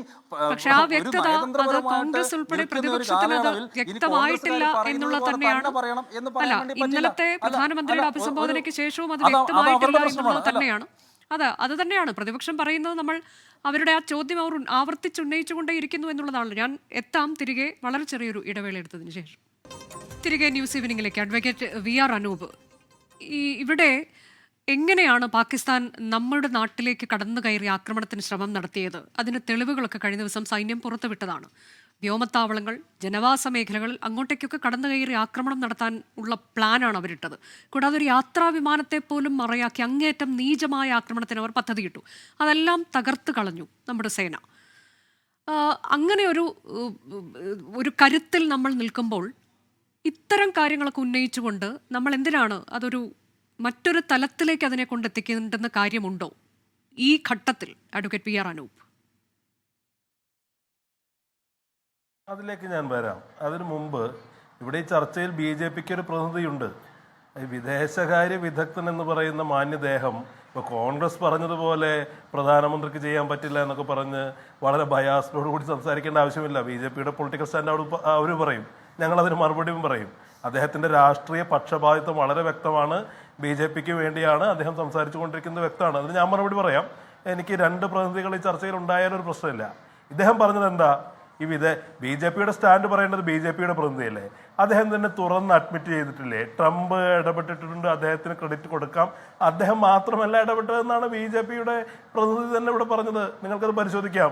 അപ്പോൾ BJPയുടെ പ്രതിനിധിയേക്കാൾ ആധികാരികമായി ഇദ്ദേഹമാണ് ഇവിടെ ഡിഫെൻഡ് ചെയ്യുന്നത്. അതിൻ്റെ ആവശ്യമൊന്നുമില്ല. പിന്നെ അദ്ദേഹം പറഞ്ഞത് എന്താ, അദ്ദേഹം പറഞ്ഞത് പല ലോകരാഷ്ട്രങ്ങളും ആവശ്യപ്പെട്ടിട്ടില്ലേ, ഇന്ത്യ ഉക്രൈൻ പ്രശ്നത്തിൽ പറഞ്ഞിട്ടില്ലേ, ആവശ്യപ്പെട്ടിട്ടുണ്ട്. ആവശ്യപ്പെടുന്നതും അത് പ്രഖ്യാപിക്കുന്നതും തമ്മിലുള്ള വ്യത്യാസം മനസ്സിലാക്കാനുള്ള സാമാന്യ ബുദ്ധി ഇദ്ദേഹത്തിനില്ലേ? നമ്മൾ ആവശ്യപ്പെടും, രണ്ട് ലോകരാഷ്ട്രങ്ങൾ തമ്മിലുള്ള ഒരു പ്രശ്നം ഉണ്ടാകുമ്പോൾ ആവശ്യപ്പെടും, അഭ്യർത്ഥിക്കും, അതൊക്കെ സ്വാഭാവികമാണ്. ലോകരാഷ്ട്രങ്ങൾ തമ്മിലുള്ള ഇടപെടലുകൾ വളരെ സ്വാഭാവികമാണ്. പക്ഷെ ഇവിടെ എന്താ സംഭവിച്ചത്? ഇവിടെ ഡൊണാൾഡ് ട്രംപ് കയറി അങ്ങ് പ്രഖ്യാപിക്കുക. ഇന്ത്യയുടെയും പാകിസ്ഥാന്റെയും ഉത്തരവാദിത്തപ്പെട്ട നേതൃത്വങ്ങളുള്ളപ്പോൾ ട്രംപ് പറയുകയാണ്, ഞങ്ങൾ നടപ്പിൽ വരുത്തിയെന്ന് പ്രഖ്യാപിക്കുമ്പോൾ അത് പേരെടുത്ത് പറഞ്ഞ് വിമർശിക്കാനുള്ള ബാധ്യതയുണ്ട് എന്നുള്ളതാണ് കോൺഗ്രസിന്റെ നിലപാട്. കോൺഗ്രസ് അങ്ങനെ വിമർശിച്ചു തുടങ്ങുമ്പോൾ രാജ്യത്തെ വിമർശിക്കുന്നൊന്നും പറയണ്ട. രാജ്യം എന്ന് പറഞ്ഞാൽ നരേന്ദ്രമോദിയാണെന്ന് ഞങ്ങൾ കരുതുന്നില്ല. ഞങ്ങൾ ഈ രാജ്യത്തെ, സൈന്യത്തെ സർവാത്മന പിന്തുണയ്ക്കുന്നു എന്ന് എല്ലാ സന്ദർഭത്തിലും പറഞ്ഞ ആളുകളാ. കോൺഗ്രസ് അതിരുകവിഞ്ഞ പിന്തുണ കൊടുക്കുന്നു എന്നും ചൂണ്ടിക്കാണിക്കേണ്ട, വിമർശിക്കേണ്ട പല കാര്യങ്ങളും വിമർശിക്കുന്നില്ല എന്നും ഞങ്ങൾക്കെതിരെ വിമർശനമുള്ള സാഹചര്യമാണ്. ഇവിടെ നേരത്തെ പറഞ്ഞതുപോലെ ഇമ്രാൻഖാന്റെ പാർട്ടിയുടെ അനുയായികൾ തെരുവിൽ നടക്കുന്നത് പോലെ, തെരുവിൽ പ്രക്ഷോഭവുമായി നടക്കുന്നത് പോലെ അല്ലല്ലോ കോൺഗ്രസ് ചെയ്യുന്നത്. കോൺഗ്രസ് ഒരു പ്രതിപക്ഷത്തിന്റെ എല്ലാ ഉത്തരവാദിത്വവും നിറവേറ്റി. സർവകക്ഷി യോഗത്തിൽ അതിന്റെ സ്റ്റാൻഡ് പറഞ്ഞു, രാജ്യത്തിന്റെ കൂടെ നിൽക്കുന്നു എന്ന് പറഞ്ഞു. പക്ഷെ ഇത്തരം ചില കാര്യങ്ങൾ, അതും ഞങ്ങൾ സംസാരിക്കുന്നത് രാജ്യത്തിന് വേണ്ടിയല്ലേ? രാജ്യം മുൻകാലങ്ങളിൽ ഉയർത്തിപ്പിടിച്ച ഒരു നിലപാടിന്റെ തുടർച്ചയാണത്. അപ്പൊ അതിനകത്തൊരു ഡീവിയേഷൻ ഉണ്ടെങ്കിൽ അത് തുറന്നു പറയണം. ഒരു രാജ്യത്തിന്റെ വിദേശകാര്യ നയം എന്ന് പറയുന്നത് സാധാരണ നിലയിൽ ഗവൺമെന്റുകൾ മാറുമ്പോഴും അതിനൊരു തുടർച്ചയുണ്ട്. കാശ്മീർ പ്രശ്നത്തിൽ, പാകിസ്ഥാനുമായുള്ള പ്രശ്നങ്ങളിലൊക്കെ നമ്മളെടുത്തൊരു നിലപാട് എന്ന് പറയുന്നത് മൂന്നാമതൊരു കക്ഷിക്ക് ഇതിൽ ഇടപെടാൻ റോളില്ല എന്നാണ്. ഈ വിദേശകാര്യ വിദഗ്ധൻ പറയുന്നത് എന്ത് ആയിക്കോട്ടെ, BJPയുടെ പ്രതിനിധി എന്താ പറഞ്ഞത്, ഡൊണാൾഡ് ട്രംപിന് അദ്ദേഹത്തിന്റെ ക്രെഡിറ്റ് കൊടുക്കാം. പക്ഷെ അദ്ദേഹം മാത്രമല്ല, ആ സത്യസന്ധതയെ ഞാൻ ബഹുമാനിക്കുകയാണ്. വിദേശകാര്യ വിദഗ്ധന്റെ പോലെ ഉരുണ്ട് ഡൊണാൾഡ് ട്രംപ് ആ പരിസരത്തേക്കേ വന്നിട്ടില്ല എന്ന് അദ്ദേഹം പറയുന്നില്ല. പക്ഷേ അങ്ങനെ ട്രംപ് കൂടി ഇടപെട്ടാണ് ഇത് സാധ്യമാക്കിയതെങ്കിൽ അത് രാജ്യത്തോട് പറയാനുള്ള ഉത്തരവാദിത്വം, കടമ, ചുമതല ഇന്ത്യയുടെ പ്രധാനമന്ത്രിക്കുണ്ട്. ഇതൊരു വ്യക്തിപരമായ ഒരു എൻഗേജ്മെന്റ് അല്ലല്ലോ ഞാൻ തീരുമാനിക്കുമെന്ന് പറയാൻ. അത് രാജ്യത്തെ ബോധ്യപ്പെടുത്തണ്ടേ? അത് ചോദ്യം ചെയ്യുമ്പോൾ ഞങ്ങളെ രാജ്യദ്രോഹികളും ഞങ്ങളെ രാജ്യവിരുദ്ധരുമായിട്ട് പ്രഖ്യാപിക്കാനാണ് നീക്കമെങ്കിൽ ഞങ്ങൾ അതിനെ അർഹിക്കുന്ന വില പോലെ അവസ്ഥയോടുകൂടി അതിനെ തള്ളിക്കളയും. ഈ രാജ്യം എന്ന് പറയുന്ന ഒരു സുപ്രഭാതത്തിൽ ഇന്നലെ ഉണ്ടായതല്ലോ. ഈ രാജ്യത്തിന്റെ ചരിത്രം, ഇന്ത്യ എന്ന രാജ്യത്തിന്റെ സ്വാതന്ത്ര്യ സമര പോരാട്ടങ്ങൾ, ഇന്ത്യക്കൊരു ഭരണഘടന ഉണ്ടാക്കിയത്, ഇന്ത്യക്ക് ഒരു സ്വന്തമായ സൈന്യം ഉണ്ടാക്കിയത്, അതിലൊക്കെ കയ്യൊപ്പ് പതിപ്പിച്ചിട്ടുള്ള രാഷ്ട്രീയ പ്രസ്ഥാനമാണ് ഇന്ത്യൻ നാഷണൽ കോൺഗ്രസ് എന്ന് പറയുന്നത്. ഈ ദേശീയതയെ നിർണയിച്ചത് മുന്നോട്ട് കൊണ്ടുപോയത് ഞങ്ങളാണെന്നേ. അതുകൊണ്ട് ഞങ്ങൾക്ക് മറ്റാരേക്കാളും ഉത്തരവാദിത്വം ഈ രാജ്യത്തെ സംരക്ഷിക്കുന്നതിനുണ്ട്. അത് രാജ്യത്തിന്റെ ആഭ്യന്തരവും വൈദേശികവുമായ പരമാധികാരം സംരക്ഷിക്കാനുള്ള വലിയ പോരാട്ടത്തിലാണ്. ഇന്ത്യയുടെ ശിരസ് ഉയർന്നു തന്നെ നിൽക്കണം എന്നുള്ളതാണ് ഞങ്ങളുടെ നിലപാട്. അത് മറ്റൊരു രാജ്യത്തിന് മുമ്പിലും താഴാൻ പാടില്ല എന്നതിന്റെ പേരിൽ, രാജ്യസ്നേഹത്തിന്റെ പേരിൽ തന്നെയാണ് ഞങ്ങളത് ചോദ്യം ചെയ്യുന്നത്. അത്തരം കാര്യങ്ങൾ ചോദ്യം ചെയ്യുമ്പോൾ അത് ഞങ്ങൾക്കറിയാം, അത് കോൺഗ്രസ് പറയുന്നത് പോലെയാണോ? കോൺഗ്രസ് പറയുന്നത് ആരാണെന്ന് തീരുമാനിക്കുന്നത് ഇവരൊക്കെയാണോ? കോൺഗ്രസിന്റെ പൊസിഷനാണ്. കോൺഗ്രസ് ഒരു സുപ്രഭാതത്തിൽ സ്വീകരിച്ച പൊസിഷൻ അല്ല. കോൺഗ്രസ് എല്ലാ കാര്യത്തിലും എടുത്ത നിലപാടാ. അപ്പോ അതിനെ നിസ്സാരവൽക്കരിക്കുകയും ഒരു പ്രതിപക്ഷ പാർട്ടിക്ക് അങ്ങനെ പറയാനുള്ള അവകാശം പോലുമില്ല എന്ന അർത്ഥത്തിൽ അത് അങ്ങനെ സംസാരിക്കുന്നത് പോലും അങ്ങേയറ്റ അപലപനീയമാണ്. അദ്ദേഹത്തോട് വീണ്ടും പറയുന്നു, അദ്ദേഹം BJP പ്രതിനിധി പറയുന്ന മിനിമം സത്യസന്ധതയെങ്കിലും ഈ പറയുന്ന വിദഗ്ധൻ കാണിക്കണം എന്നാണ് എനിക്ക് പറയുന്നത്. ശരി നിർമ്മല എബ്രഹാം, ഇതിൽ നമ്മളുടെ ഒരു വിദേശ നയത്തിൽ നിന്ന് നമ്മൾ വ്യതിചലിച്ചിട്ടുണ്ടോ എന്നതാണ് എനിക്ക് തോന്നുന്നു പ്രതിപക്ഷം ആവർത്തിച്ചുന്നയിക്കുന്നത്. കാരണം അമേരിക്കയുടെ ഭാഗത്തു നിന്ന് ഇപ്പോൾ അമേരിക്കയ്ക്ക് പഴയതുപോലെയുള്ള കരുത്തോ ശേഷിയോ ഒന്നും ഇല്ല, പഴയ വേൾഡ് പോലീസ് എന്നൊക്കെയുള്ള സ്ഥാനത്തൊന്നും അവർ നിൽക്കുന്നില്ല. അവർ ഇതിലൊന്നും ഇടപെട്ട് ഇങ്ങനെയൊക്കെ കൊണ്ടെത്തിക്കാനും മാത്രം എന്താണ് അവർ എന്ന വലിയ ചോദ്യം അവിടെ നിൽക്കത്തന്നെയാണ് ട്രംപിൻ്റെ ഭാഗത്തു നിന്നൊക്കെ ഇങ്ങനെ തുടർച്ചയായി ട്വീറ്റും പ്രസ്താവനകളും ഒക്കെ വരുന്നത്. കൂടാതെ അവിടെ സ്റ്റേറ്റ് ഡിപ്പാർട്ട്മെൻറ്റും മാർക്കോ റൂബിയോയും ഒക്കെ ഓരോന്ന് പറയുമ്പോൾ അവിടെ നമ്മളുടെ ഒരു വിദേശ നയത്തിൽ തന്നെ മാറ്റം വന്നിട്ടുണ്ടോ? അങ്ങനെയെങ്കിൽ അത് എന്തുകൊണ്ട് രാജ്യത്തോട് പറയുന്നില്ല? അത് പ്രസക്തമാണോ ആ ചോദ്യം? തീർച്ചയായിട്ടും മാറ്റം വന്നിട്ടില്ല എന്ന് ഞാൻ പറഞ്ഞിട്ടുള്ളൂ. ആദ്യമായിട്ടാണ് ഒരു തേർഡ് പാർട്ടി, പ്രത്യേകിച്ച് യുണൈറ്റഡ് സ്റ്റേറ്റ്സ് ഇടപെട്ട് ഒരു സീസ് ഫയറിൽ കൊണ്ടിരുന്നത്. നമ്മുടെ മുന്നേ ഉള്ള യുദ്ധങ്ങളിലൊക്കെ യുണൈറ്റഡ് നേഷൻസും US ഒക്കെ ഇടപെട്ടെങ്കിലും അവർ കൂടുതൽ പ്രഷറൈസ് ചെയ്യാൻ ശ്രമിച്ചു. പ്രത്യേകിച്ച് കാർഗിൽ വാറിന്റെ സമയത്തൊക്കെ ബിൽ ക്ലിന്റനൊക്കെ പ്രഷറൈസ് ചെയ്യാൻ ശ്രമിച്ചത് പാകിസ്ഥാനെ ആയിരുന്നു. ആദ്യമായിട്ടൊരു തേർഡ് പാർട്ടി ഇൻവോൾവ് ചെയ്ത് ഇന്ത്യയും കൂടെ ചേർത്തൊരു സീസ് ഫയറിൽ എത്തുന്നു എന്നുള്ളത് ശരിയാണ്. അത് ഇല്ലാന്ന് ഞാൻ പറഞ്ഞിട്ടില്ല. രണ്ടാമത്തെ കാര്യം, ഞാൻ ഉദ്ദേശിച്ചതെന്ന് പറഞ്ഞു കഴിഞ്ഞാൽ ഈ മൂന്ന് കാര്യങ്ങളോട് ഒരുമിച്ച് വന്നില്ലായിരുന്നെങ്കിൽ ഒരു പക്ഷേ ഈ സീസ് ഫയർ എത്തില്ലായിരുന്നു എന്നുള്ളതാണ്. നേരത്തെ BJP പ്രതിനിധി സൂചിപ്പിച്ചൊരു കാര്യമുണ്ട്. അമേരിക്കയുമായിട്ടുള്ള ഇന്ത്യയുടെ ഡൈനാമിക്സ് മാറി. അത് 2000-ന് ശേഷമുള്ള കണക്കുകൾ നോക്കി അറിയാം. ചൈനയുമായിട്ട് എത്രത്തോളം പാകിസ്ഥാൻ എടുത്തോ അത്ര അധികം ഇന്ത്യയുമായിട്ട് അമേരിക്ക അടുക്കാനുള്ള ശ്രമങ്ങൾ നടത്തിയിട്ടുണ്ട്. അതുകൊണ്ട് തന്നെ ഈ ട്രേഡ് വാറിന്റെ പശ്ചാത്തലത്തിൽ ഇപ്പൊ ഇന്ത്യയായിട്ട് മുന്നോട്ട് നിൽക്കുന്ന 3-4 കാര്യങ്ങളുണ്ട്. ഒന്ന്, നമ്മൾ ക്വാഡിന്റെ ഒരു മെമ്പറാണ്. 2, അമേരിക്കയെ സംബന്ധിച്ചിടത്തോളം ഇൻഡോ പസഫിക് റീജിയനിൽ ചൈനയെ ന്യൂട്രലൈസ് ചെയ്യാൻ അമേരിക്ക ഇന്ത്യയെ ഉപയോഗിക്കുന്നുണ്ട്. 3, നമ്മളുടെ ട്രേഡ് ടാരിഫിന്റെ കാര്യത്തിൽ ഒരു മയപ്പെടുത്തി അതിനുശേഷം ഒരു ട്രേഡ് ഡീലിലേക്ക് ഒപ്പുവെക്കാൻ നിൽക്കുന്ന ഒരു വക്കീലാണ് ഇന്ത്യ. ഇങ്ങനെയുള്ള സാഹചര്യം ഉള്ളപ്പോൾ ഒരു പക്ഷെ പ്രഷറൈസ്ഡ് ആയി കാണും, ഇല്ലെന്ന് ഒരിക്കലും ഞാൻ പറയുന്നില്ല. പക്ഷെ ഞാൻ പറഞ്ഞു വന്നത്, ട്രംപ് ഇടപെട്ടില്ലായിരുന്നെങ്കിൽ കൂടി നമ്മൾ അതിന്റെ ഒപ്റ്റിക്സ് നോക്കി കഴിഞ്ഞു കഴിഞ്ഞാൽ ഇന്ത്യക്ക് ഉണ്ടാകുന്ന നഷ്ടവും പാകിസ്ഥാനും നമ്മൾ വരുത്തിയ പ്രിസൈസ് ആയിട്ടുള്ള നഷ്ടവും, ജനങ്ങളെ നമ്മൾ അറ്റാക്ക് ചെയ്തില്ല, നമ്പർ ഗെയിം നമ്മൾ നോക്കിയില്ല, കൃത്യമായിട്ട് ടാർഗറ്റ് ചെയ്ത് ടെറർ ക്യാമ്പുകൾ അറ്റാക്ക് ചെയ്തു, ഡിപ്ലോമാറ്റിക് ആയിട്ടുള്ള മൂവ്മെന്റ്സ് നടത്തി. അതുകൊണ്ട് ഇവൻച്വലി പിന്നെ പാകിസ്ഥാന്റെ സാമ്പത്തികവും മറ്റ് ഇന്റർണൽ പ്രശ്നങ്ങളൊക്കെ നോക്കി കഴിഞ്ഞു കഴിഞ്ഞാൽ ഇന്നല്ലെങ്കിൽ നാളെ പാകിസ്ഥാൻ മയപ്പെട്ടേനെ. എക്സെപ്റ്റ് ചൈന ആ കളത്തിലോട്ട് ഇറങ്ങിയില്ലായിരുന്നെങ്കിൽ, അല്ലെങ്കിൽ ഇൻഡയറക്ട്ലി സപ്പോർട്ട് കൊടുത്തില്ലെങ്കിൽ, പാകിസ്ഥാൻ ഒരു കാരണവശാലും 2 ആഴ്ചക്ക് അധികം ഈ സീസ് ഫയറിനപ്പുറം മെയ് 24-ന് അപ്പുറം ഒന്നും അവർക്ക് പോകാൻ കഴിയില്ലായിരുന്നു എന്നുള്ളതാണ്. അല്ല, ഇതിൽ തന്നെ ഇപ്പോൾ അമേരിക്കയുടെ ചില മാധ്യമങ്ങളൊക്കെ റിപ്പോർട്ട് ചെയ്യുന്ന കഴിഞ്ഞ ദിവസം ഒരു അലാമിംഗ് ഇന്റലിജന്റ് ഇൻപുട്ട് അത് കിട്ടി. അതിൻ്റെ കൂടി പശ്ചാത്തലത്തിൽ അത് മോദിയെ അറിയിച്ചു. അങ്ങനെയൊക്കെ വളരെ പെട്ടെന്ന് ഇത് നിർത്തേണ്ടി വന്നു എന്ന വാചകം അവർ പറയുന്നത് നമ്മൾ കണ്ടു. കൂടാതെ ഇപ്പോൾ ഇന്നലെ ട്രംപിൻ്റെ ഭാഗത്തുനിന്ന് അത് ഞങ്ങൾ ഭീഷണിപ്പെടുത്തി, വ്യാപാരം ഞങ്ങൾ നിർത്തും, നിങ്ങളിത് അവസാനിപ്പിച്ചിട്ടില്ലെങ്കിൽ ഞങ്ങൾ വ്യാപാരം നിർത്തുമെന്ന് ഭീഷണിപ്പെടുത്തി വരുതിക്ക് കൊണ്ടുവന്നു എന്ന് വരെ പറഞ്ഞു വയ്ക്കുകയാണ് അമേരിക്ക. അല്ല, അതിൽ ഞാൻ വിശ്വസിക്കുന്നില്ല. കാരണം വെച്ചാൽ പൊളിറ്റിക്കലി നമുക്കറിയാം ട്രംപ് എങ്ങനെയാണെന്നും അദ്ദേഹത്തിന്റെ വാക്കുകൾ എത്ര വെയിറ്റേജോടെ എടുക്കണമെന്നുള്ളത് നമുക്കറിയാം. ഇപ്പൊ ഗാസയുടെ കേസിൽ താങ്കൾ പറഞ്ഞ പോലെ പൂന്തോട്ടമാക്കും, അവിടെ റിസോർട്ട് പണിയും എന്ന് പറഞ്ഞിട്ട് അവിടെ ഒരു മാറ്റവും വന്നിട്ടില്ല. അദ്ദേഹം വാക്കുകൾ കൊണ്ട് നെഗോഷിയേഷൻ, വാക്കുകളുടെ മൂർച്ച കൊണ്ട് നെഗോഷിയേഷൻ കാണിക്കാനും അദ്ദേഹത്തിന്റെ ഡിപ്ലോമാറ്റിക് സ്റ്റാൻസ് എത്ര പവർഫുൾ ആണെന്ന് കാണിക്കാനും ശ്രമിക്കുന്ന ഒരു വ്യക്തിയാണ്. അതുകൊണ്ട് ആ ഒരു എക്സ്റ്റെന്റ് വരെ ഇവിടെ ഇന്ത്യയോ അല്ല ഇന്ത്യയുടെ ഡിപ്ലോമാറ്റ്സോ ചെന്ന് കാല് പിടിച്ചു എന്നൊന്നും ഞാൻ കരുതുന്നേ ഇല്ല 100%. പക്ഷെ അദ്ദേഹം ഇടപെട്ടോ എന്നുള്ള ചോദ്യത്തിന്റെ ഉത്തരം ഇടപെട്ടു എന്ന് തന്നെയാണ്. അത് ആദ്യമായിട്ടാണോ ഇന്ത്യയിൽ സംഭവിക്കുന്ന ചോദ്യത്തിന്റെ ഉത്തരം അതെ, ആദ്യമായിട്ടാണ് സംഭവിക്കുന്നത്. അപ്പോൾ അതൊരു വലിയ മാറ്റമല്ലേ നിർമ്മൽ? തീർച്ചയായിട്ടും ആണ്, ആദ്യമായിട്ടാണ് സംഭവിക്കുന്നത്, ഒരു വലിയ മാറ്റമാണ്. പക്ഷെ അതിന്റെ കോണ്ടെക്സ്റ്റ് പരിശോധിച്ചാൽ നമ്മൾ പൂർണ്ണമായിട്ടും രാജ്യത്തെയോ അല്ലെങ്കിൽ പാർട്ടിയോ, എനിക്കിപ്പോ പൊളിറ്റിക്കൽ അഫിലിയേഷൻ ഒന്നുമില്ല, സെൻട്രൽ ഗവൺമെന്റിനെ മാത്രമായിട്ട് നമ്മൾ കുറ്റം പറയുകയോ അല്ലെങ്കിൽ ഇന്ത്യയുടെ വീക്ക്നെസ് ആണെന്ന് പറയാനുള്ള ഒരു കോണ്ടെക്സ്റ്റ് ഇല്ല അവിടെ എന്നുള്ളതാണ് ഞാൻ ഉദ്ദേശിച്ചത്. അത് അങ്ങനെയാണെങ്കിൽ ഇപ്പോൾ 72-ൽ നമ്മൾ ഇന്ദിരാഗാന്ധിയും സുൽഫിക്കർ അലി ഭൂട്ടോയും ചേർന്നുണ്ടാക്കിയ ഒരു കരാർ, ആ കരാർ അപ്പോൾ ഇല്ലാതായിരിക്കുന്നു എന്നാണോ? ഇല്ലാതായിരിക്കും പറയാൻ പറ്റത്തില്ല. ഇപ്പം 72-ലെ നമ്മുടെ സിംല അഗ്രിമെന്റ് അനുസരിച്ച് ഒരു തേർഡ് പാർട്ടി ബൈലാറ്ററലിന്റെ അപ്പുറം ഒരു തേർഡ് പാർട്ടി ഇൻവോൾവ് ചെയ്യിപ്പിക്കാൻ നമ്മൾ ശ്രമിക്കില്ല. പക്ഷെ ഈ കഴിഞ്ഞ 2 ദിവസം മറ്റൊരു സംഭവ വികാസങ്ങളുണ്ട്. ഇപ്പൊ ട്രംപ് 2019-ലാകട്ടെ ഈ കഴിഞ്ഞ ദിവസങ്ങളിലാകട്ടെ സീസ് ഫയറിനപ്പുറം കാശ്മീർ ഇഷ്യൂവിൽ ഞാൻ ഇടപെടാം എന്ന് പറഞ്ഞ് മൾട്ടിപ്പിൾ ടൈംസ് നമ്മുടെ ആളുകളുമായിട്ട് ബന്ധപ്പെട്ടപ്പോഴൊക്കെ വേണ്ട എന്നുള്ള കൃത്യമായ നയമാണ് എടുത്തിരിക്കുന്നത്. അവിടെ ഇപ്പൊ ഇന്നോ നാളെയോ ട്രംപ് പറയുന്ന അനുസരിച്ച് ഈ പറയുന്ന പ്രഷറിനൊക്കെ നമ്മൾ താന്നു കൊടുത്ത് ട്രംപ് പറയുന്ന അനുസരിച്ച് ഓക്കെ കാശ്മീർ വിഷയത്തിൽ താങ്കളോട് ഇടപെട്ട് ശരിയാക്കി തരൂ എന്ന് നമ്മുടെ പ്രധാനമന്ത്രി പറയുകയാണെന്നുണ്ടെങ്കിൽ തീർച്ചയായിട്ടും വലിയൊരു വ്യതിയാനമാണ്. ഹിസ്റ്റോറിക് ആയിട്ടൊരു ഒരു വീക്ക്നെസ് ആയിട്ട് തന്നെ ഞാനത് പറയുകയും ചെയ്യും. പക്ഷെ അങ്ങനെ ഇവിടെ സംഭവിച്ചിട്ടില്ല. സീസ് ഫയർ അവസാനിപ്പിക്കാനായിട്ട് ട്രംപ് ഇടപെട്ടു, അതിന് മറ്റ് കോണ്ടെക്സ്റ്റുകളും ഉണ്ടായിരുന്നു, അതുകൊണ്ടാണ് അവസാനിച്ചത്. ശരി, ഞാൻ ശ്യാംരാജിലേക്ക് എത്തും ഒരു ചെറിയ ഇടവേള എടുത്തതിന് ശേഷം. തിരികെ ന്യൂസ് ഈവനിങ്ങിലേക്ക്. ശ്യാംരാജ്, ഇപ്പോൾ ട്രംപ് പറയുന്നത്, അദ്ദേഹം അങ്ങനെയൊക്കെ പലതും പറഞ്ഞിട്ടുള്ള ആളാണ്.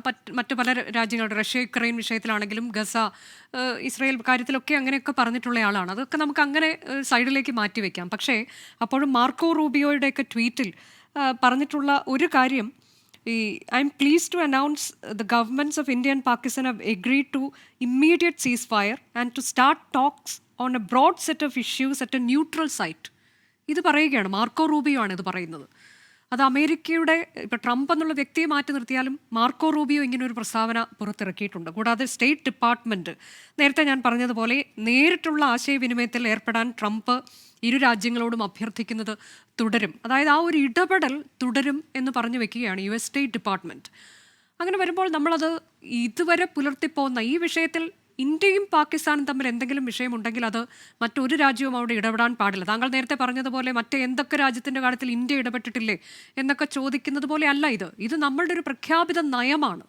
ആ നയത്തിൽ നമ്മൾ മാറ്റം കൊണ്ടുവന്നിട്ടുണ്ടോ എന്ന ചോദ്യത്തിനൊരു കൃത്യമായ മറുപടി വേണ്ടതല്ലേ ശ്യാംരാജ്?